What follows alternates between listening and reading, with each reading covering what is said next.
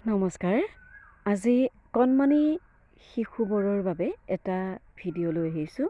শিশুবোৰৰ বাবে লৈ আহিলেও আচলতে অভিভাৱকবোৰৰ কাৰণেহে আনিছোঁ। সেইসকল অভিভাৱক যিয়ে মোবাইল ফোন ভাল পায়। আপুনি বাৰু মোবাইল ফোন ভাল পায় ন? মোবাইল নহ'লে নিশ্চয় চলিব নোৱাৰে।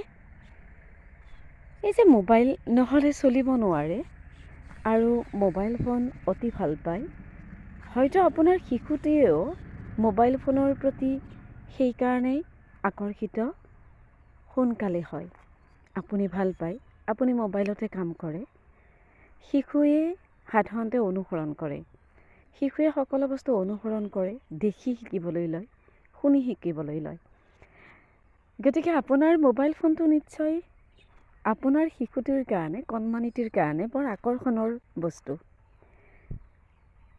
দৌৰাদৌৰিকৈ আপুনি হয়তো বিভিন্ন কামত ব্যস্ত থাকোঁতে শিশুটিক মোবাইল ফোনটো দিবলগীয়া হয়, হয়নে বাৰু? কেতিয়াবা আপুনি ভাত খুৱাবলৈ গৈ শিশুটিক ভাত নাখালে, আমনি কৰিলে মোবাইলটো হাতত দি দিয়ে, হয়নে বাৰু? হয়নে কেতিয়াবা হয়তো আপুনি মোবাইলটো নিশ্চয়কৈ হাতত দিয়ে আৰু শিশুটিয়ে মোবাইলটো হাতত পিটিকি ভাতকেইটা খাই দিয়ে। আপুনি চাগে বৰ ভাল পায়, কাৰণ সি খাদ্যখিনি খাইছে। কেতিয়াবা হয়তো আপুনি মোবাইল ফোনটো হাতত নিদিয়াকৈ মোবাইল ফোনটো দেখুৱাই ভাত খুৱায় বা অন্য খাদ্য খুৱায়। সি মোবাইলটোৰ ফালে চাই খাদ্যটো টপককৈ গিলি দিয়ে। কিমান ভাল লাগে ন? ভাল লাগিবৰ কথা আকৌ। হয়, আপুনি কেতিয়াবা কান্দিলেও মোবাইলটো এৰি দিয়ে, হয়নে? লাহে লাহে সি মোবাইলটোত কিছুমান কথা জনা হৈ গৈছে ন? অভ্যস্ত হৈ গৈছে, জনা হৈ গৈছে, হয়নে? কেতিয়াবা সি অলপ যদি ডাঙৰ হৈছে, কাৰোবাৰ ফোনটো পিক আপ কৰিছে ন? নাইবা মোবাইলতে সি কিবা এটা ক'ব লৈছে, হয়নে? কিমান যে ভাল লগা কথা। হয়, লাহে লাহে দেখিব মোবাইলটোৰ প্ৰতি সি আকৰ্ষিত হৈছে। তাতকৈও বেছি দেখিব কিবা মোবাইলটো এৰিকে দিব নোখোজে। তাতকৈও দেখিব কিবা মোবাইলটো নহ'লে খাদ্য নাখায়, একোৱে নাখায়, দিনটোত যিবোৰ খাদ্য খুৱায়। এই বদভ্যাস, এই বেয়া অভ্যাসটোৰ পৰা আপুনি আপোনাৰ শিশুটোক নিশ্চয়কৈ আঁতৰাব লাগিব। দেখিব এদিন মোবাইলটোৱে আপোনাৰ শিশুটিক আয়ত্ত কৰি লৈছে, তাৰ পিনে টানিছে, আৰু মোবাইল আৰু আপোনাৰ শিশুৰ মাজৰ সম্বন্ধ ইমান ঘনিষ্ঠ হৈছে যে আপুনি সেই ভয়াৱহ ভৱিষ্যতটো হয়তো উপলব্ধি, অনুমান নাইবা একোৱে বুজিব পৰা নাই।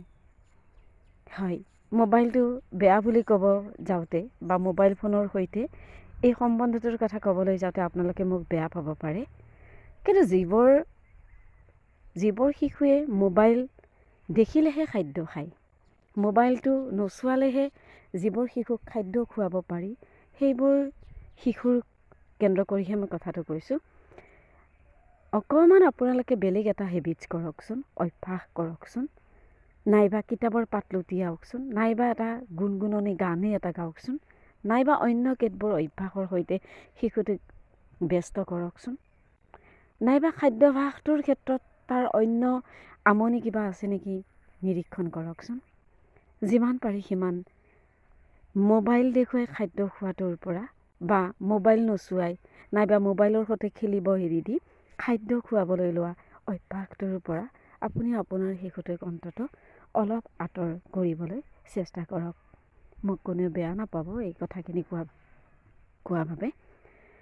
মই এনে কেতবোৰ ঘটনা দেখিছোঁ, যিবোৰ ঘটনাত সাক্ষী হওঁ, কিন্তু তেওঁলোকৰ নিজৰ সন্তান যিহেতুকে ক'বলৈ বৰ দিগদাৰ হয়, কোনে কি ৰিয়াক্ট কৰে এইবোৰ কথাও ভাবিবলগীয়া হয়। পাৰিলে এই অভ্যাসটোৰ পৰা শিশুটোক অলপ দূৰত্বলৈ আনিবলৈ চেষ্টা কৰিব। ধন্যবাদ।